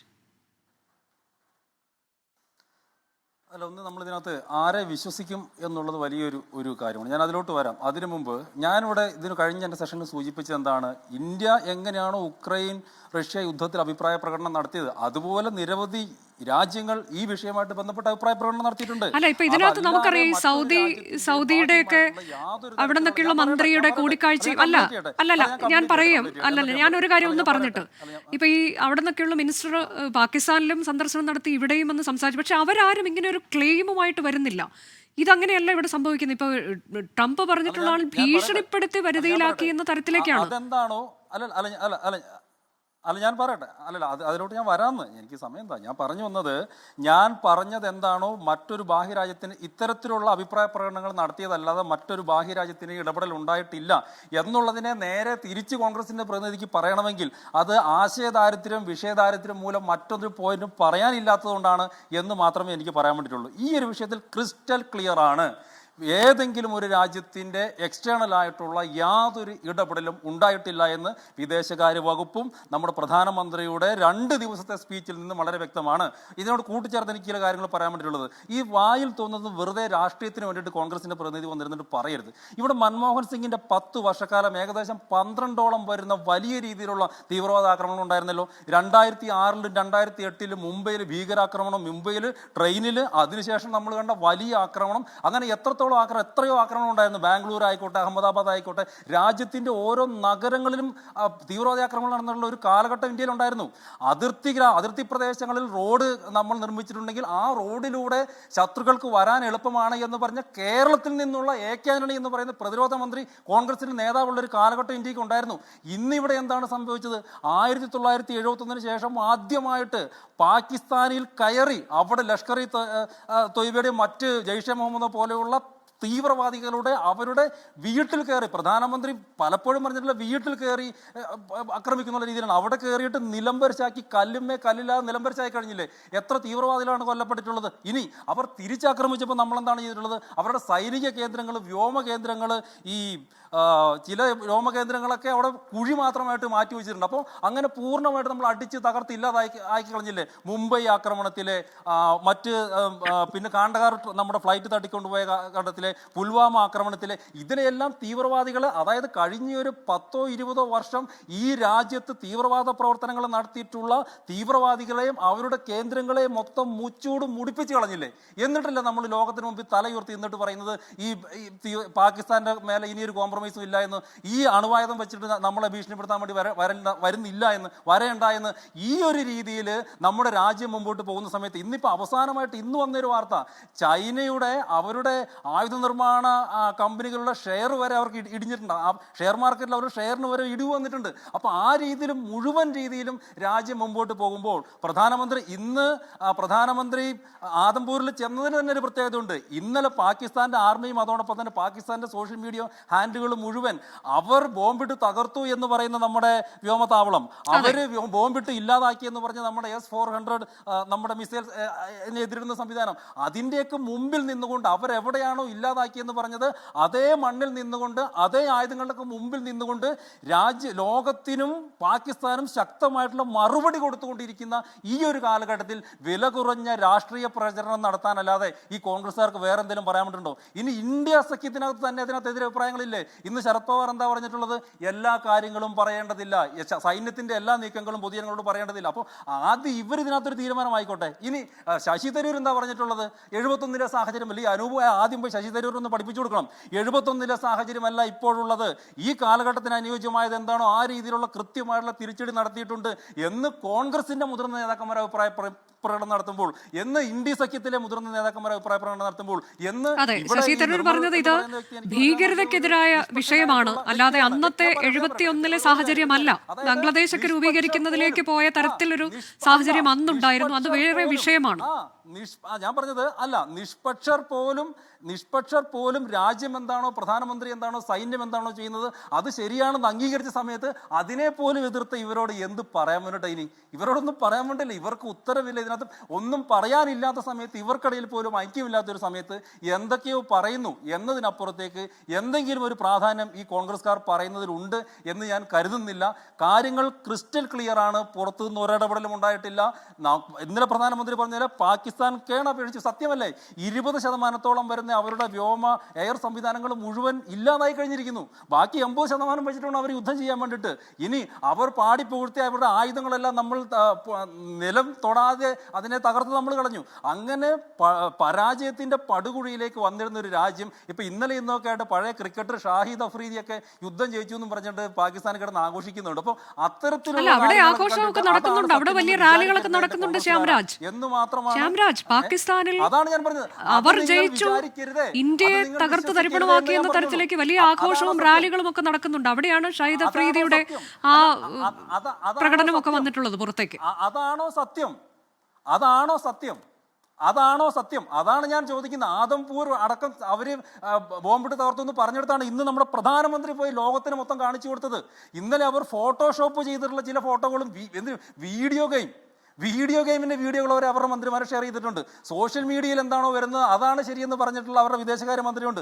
അതിനെയാണ് നമ്മൾ വിശ്വസിക്കുന്നത്. ശരി, നമ്മൾ എന്തിനാ ഇന്ത്യയുടെ DG വന്നിട്ട് MOമാര് വന്നിട്ട് അവർ പറയുന്നത്, അവർ വീഡിയോ സഹിതം തെളിവ് സഹിതം പറയുന്നത് നമ്മൾ വിശ്വസിക്കണോ? ഈ ഷാഹിദ് അഫ്രീദിയുടെ കാട്ടിക്കൂടിൽ വിശ്വസിക്കണോ? ഇതാണ് പ്രശ്നം. ഇതാണെന്നേ പ്രശ്നം. ഈ കോൺഗ്രസ്സുകാരുടെ പ്രശ്നവും ഞങ്ങളെ വിമർശിക്കുന്നവരുടെ പ്രശ്നം ഇത് തന്നെയാണ്. അവരെന്താണോ പറയുന്നത് അത് വിശ്വസിക്കുന്നു. ഈ ഞങ്ങളെ നിങ്ങൾ വിശ്വസിക്കേണ്ട, സൈന്യത്തെ വിശ്വസിച്ചുകൂടെ? അത് നിങ്ങൾ ചെയ്യും. അല്ലാതെ അവിടെ അവർ ഷാഹിദ് അഫ്രീദി ആഘോഷിക്കുന്നു പറഞ്ഞിട്ട് അത് പറഞ്ഞുകൊണ്ടിരിക്കുന്നതിനാണ്. അല്ലെങ്കിൽ ഞാൻ ഒരു ഇടവേള കൂടി എടുത്തിട്ട് വേഗം മടങ്ങിയെത്താം. തിരികെ ന്യൂസ് ഇവന്റിംഗിലേക്ക് നമ്മൾ അവസാന ഘട്ടത്തിലേക്ക് എത്തിയിരിക്കുകയാണ്. ചുരുങ്ങിയ മറുപടിയാണ് വേണ്ടത്. അഡ്വക്കേറ്റ് VR അനൂപ്, ഇപ്പോൾ ഇന്ന് പ്രധാനമന്ത്രി പറയുന്നത് അതായത് ഭീകരതയ്ക്കെതിരെ നമ്മൾ എങ്ങനെയായിരിക്കും തിരിച്ചടി നൽകാൻ പോകുന്നത് എന്നത് അദ്ദേഹം പറഞ്ഞു വെക്കുകയാണ്. ഇന്ന് ഒരു പടി കൂടി കടന്ന് 3 തീരുമാനങ്ങൾ നമ്മൾ കൈക്കൊണ്ടിട്ടുണ്ട്. ആണവ ഭീഷണി ഇന്നലെയും പറഞ്ഞതാണ്, ആ ബ്ലാക്ക് മെയിലിംഗ് ഇങ്ങോട്ട് വേണ്ട. ഇനി ഒരു പ്രകോപനം ഉണ്ടായാൽ ശക്തമായ തിരിച്ചടിയായിരിക്കും. ഭീകരർ ഒപ്പം തന്നെ ഭീകരതയെ വച്ചു പുലർത്തുന്ന, അവരെ പ്രോത്സാഹിപ്പിക്കുന്ന രാഷ്ട്രങ്ങൾ ഇതിനെ രണ്ടായി കാണില്ല. ഇങ്ങനെ കാര്യങ്ങൾ പറയുമ്പോൾ വ്യക്തമല്ലേ, നമ്മളുടെ ഒരു നിലപാടിൽ നിന്നുകൊണ്ട് തന്നെയാണ് നമ്മൾ ഈ കാര്യങ്ങളൊക്കെ പറയുന്നത്. ലോകത്തോട് നമ്മൾ പറയുകയാണ്, ഇതിലൊന്നും ഒരു നിലപാടും മാറ്റില്ല, ആരുടെയും ഇടപെടലൊന്നും അവിടെ ഉണ്ടാകുന്നില്ല, ഇനി ശക്തമായി തിരിച്ചടിക്കും എന്ന് ഇന്ത്യ പറഞ്ഞു വെക്കുകയാണ്. അവിടെ ആരുടെ ഇടപെടലാണ് ഉണ്ടാകുന്നത്? Advocate VR Anoop. അരി എത്ര എന്ന് ചോദിച്ചാൽ പയർ അഞ്ഞാഴി എന്ന് പറഞ്ഞാൽ യഥാർത്ഥ പ്രശ്നങ്ങളിൽ നിന്ന് ഒളിച്ചോടാൻ കഴിയുമോ? കോൺഗ്രസ് എന്താണ് ഇപ്പോൾ പറയുന്നതെന്ന് വ്യക്തമല്ലേ? നമ്മൾ പറഞ്ഞ കാര്യം വളരെ വ്യക്തമാണ്. മൂന്നാം പാർട്ടിയുടെ ഇടപെടൽ ഉണ്ടായിരിക്കുന്നു എന്ന് കാര്യങ്ങളെ നിഷ്പക്ഷമായി നിരീക്ഷിക്കുന്ന ആളുകൾക്ക് മുമ്പിൽ വ്യക്തമാണ്. പിന്നെ ഇവിടെ BJPയുടെ പ്രതിനിധി പറയുന്നത് എന്താ? ഞങ്ങൾക്ക് ആശയദാരിദ്ര്യം ഉള്ളത് കൊണ്ട്, മറ്റൊന്നും പറയാനില്ലാത്തത് കൊണ്ട് കോൺഗ്രസ് ഇങ്ങനെ വെറുതെ ചുമ്മാ പറഞ്ഞുകൊണ്ടിരിക്കുകയാണെന്നാ. ഞാനത് പറയാൻ ഉദ്ദേശിച്ചതല്ല. പക്ഷെ ആശയദാരിദ്ര്യത്തിന് പ്രശ്നമൊന്നുമില്ല. നരേന്ദ്രമോദിക്കെതിരെ വ്യക്തമായി പറയാവുന്ന കാര്യങ്ങളുണ്ട്. 56 ഇഞ്ചിന്റെ നെഞ്ചറവുള്ള പ്രധാനമന്ത്രി ഇരിക്കുമ്പോഴാണ് ഈ ഭീകരർ അതിർത്തി കടന്നു വന്നത്. അതിനുശേഷം പഹൽഗാമിൽ ആക്രമണം സംഭവിക്കുമ്പോഴും അത് നിങ്ങളുടെ സുരക്ഷാ വീഴ്ചയാണെന്നേ. പിന്നെ അദ്ദേഹം വലിയ ആവേശ തള്ളിച്ചയിൽ വിമാനം റാഞ്ചിയ സംഭവമൊക്കെ പറഞ്ഞു. വിമാനം റാഞ്ചിയ സംഭവം ഉണ്ടായത് വാജ്പേയി പ്രധാനമന്ത്രി ആയിരിക്കുമ്പോഴാ. പിന്നെ മുംബൈ ആക്രമണം ഉണ്ടായപ്പോൾ അതിന്റെ ഉത്തരവാദിത്വം ഏറ്റെടുത്ത് അന്നത്തെ ആഭ്യന്തര മന്ത്രിയെ കൊണ്ട് രാജിവെപ്പിച്ച രാഷ്ട്രീയ പ്രസ്ഥാന കോൺഗ്രസ്. നിങ്ങൾ മൗനി ബാബ എന്ന് പറയുന്ന മൻമോഹൻ സിംഗ്, ശിവരാജ് പാട്ടീലിനെ കൊണ്ട് രാജിവെപ്പിച്ചു. അമിത്ഷായെ കൊണ്ട് രാജിവെപ്പിക്കാൻ കഴിയുമോ നരേന്ദ്രമോദിക്ക്? ഇത്ര വലിയ സുരക്ഷാ വീഴ്ച ഉണ്ടായിട്ട് മുട്ടിടിക്കും. ഇവിടെ ശക്തനായ പ്രധാനമന്ത്രി മൻമോഹൻ സിംഗാ, ദുർബൽ എന്ന് പറയുന്നത് നരേന്ദ്രമോദിയാ. താങ്കളത് ക്ഷണിച്ചു വരുത്തിയതോ, ഞാൻ പറയാൻ ഉദ്ദേശിച്ചതല്ല. ഒരു കാര്യം പറയാം, രാജ്യം പ്രതിസന്ധിയിൽ നിൽക്കുമ്പോൾ സൈന്യത്തിന്, രാജ്യത്തിന് പിന്തുണ കൊടുക്കുക എന്നുള്ള ഒരു സതുദ്ദേശപരമായ നിലപാടാണ് കോൺഗ്രസ് എടുത്തത്. പിന്നെ ശശി തരൂർ പറഞ്ഞ കാര്യങ്ങളെ കുറിച്ച്, ശശി തരൂർ ഒന്നുമല്ല കോൺഗ്രസ് പാർട്ടി, ഞാനൊരു കാര്യം തിരിച്ചു ചോദിക്കട്ടെ, ആർ എസ് എസിന്റെ സർസംഘചാലകന്റെ നിലപാട് നിങ്ങൾ അംഗീകരിക്കുന്നുണ്ടോ? 2-3 വർഷങ്ങൾക്ക് മുമ്പല്ലേ RSSന്റെ സർസംഘചാലകർ പറഞ്ഞത് ഇന്ത്യയുടെ സൈന്യത്തിന് ഒരുക്കം നടത്തണമെങ്കിൽ 6 മാസം വേണം. 2-3 ദിവസം. പക്ഷേ അഡ്വക്കേറ്റ് വി ആർ അനൂപ്, ഇപ്പോൾ ഈ കാര്യത്തിൽ പാർലമെന്റ് വിളിച്ചു കൂട്ടണം, കാര്യങ്ങൾ വ്യക്തമാക്കണം എന്നൊക്കെ നിങ്ങൾ പറയുമ്പോഴും അതിൽ ശരത് പവാർ വിയോജിക്കുകയാണ്. അങ്ങനെ എല്ലാ കാര്യങ്ങളും ഒന്നും പറയാൻ പറ്റില്ല, ദേശസുരക്ഷയുമായി ബന്ധപ്പെട്ട കാര്യങ്ങൾ അതങ്ങനെ പറയേണ്ടതല്ല എന്ന് പറയുകയാണ്. അതെ, ജനാധിപത്യത്തിൽ വ്യത്യസ്ത രാഷ്ട്രീയ പാർട്ടികൾക്ക് വ്യത്യസ്ത നിലപാടെടുക്കാന്നേ. ഇവിടെ ഞങ്ങൾ കോൺഗ്രസ് പോലും ഒറ്റ പാർട്ടി, ഒറ്റ നേതാവ്, ഒറ്റ പാർട്ടി എന്നുള്ള വ്യത്യസ്തമായ ചർച്ച നടക്കും. നരേന്ദ്രമോദി അമിത്ഷായും കൂടി തീരുമാനിച്ചാൽ നടപ്പിലാക്കുന്ന പോലെയല്ല. ഞങ്ങൾ എടുത്തൊരു നിലപാടുണ്ട്, അത് രാജ്യത്തിന് കൂടെയാണ്, സൈന്യത്തിന് കൂടെയാണ്. ആ സൈന്യത്തിന് സമയം അവസാനിക്കുകയാണ്. നിർമ്മൽ, ഇപ്പൊ ചില കാര്യങ്ങൾക്ക് കൂടി നമുക്ക് മറുപടി കിട്ടാനുണ്ടല്ലോ. ഇന്ന് ഷോപ്പിയാനിൽ 3 ഭീകരരെ വെടിവെച്ചു കൊന്നു. പക്ഷേ അത് ഈ പെഹൽഗാം ആക്രമണവുമായി നേരിട്ട് ബന്ധമുള്ള ഒരാളല്ല, അതിൽ ഒരാൾ സഹായം നൽകിയിരുന്നയാളാണെന്ന് പറയുന്നു.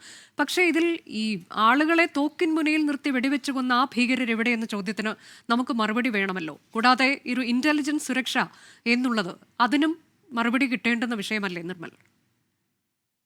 തീർച്ചയായിട്ടും എനിക്ക് തോന്നുന്നു ഈ യുദ്ധത്തിൽ പൂർണ്ണമായിട്ട് വിജയം ക്ലെയിം ചെയ്യണമെന്നുണ്ടെങ്കിൽ ഈ പറഞ്ഞ TRFന്റെ തീവ്രവാദികളെ കണ്ടെത്തിയേ മതിയാവും. അതിനുള്ള ചലഞ്ചസ് ഡെഫിനറ്റ്ലി ഉണ്ട്. കാരണം നാച്ചുറലി ഇവര് പസോടയൊക്കെ മാറ്റി, രൂപവും ഭാവവും മാറ്റി, താടിയും മുടിയും വെട്ടി അവരെ ലോക്കൽ ക്രൗഡിനിടെ ഇൻറ്റെക്ട് ചെയ്യാൻ നോക്കാനുള്ള ഒരു സാധ്യതയുണ്ട്.